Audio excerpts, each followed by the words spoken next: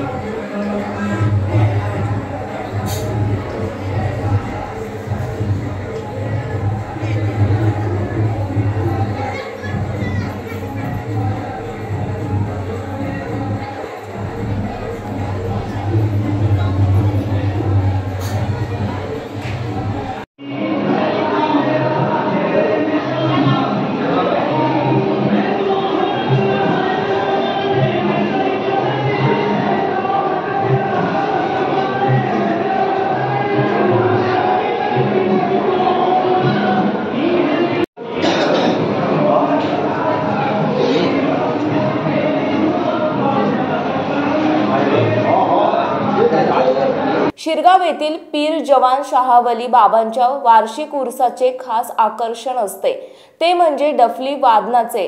तरुण मुलांनी उत्कृष्ट डफळी वादन करून उपस्थितांची दाद मिळवली।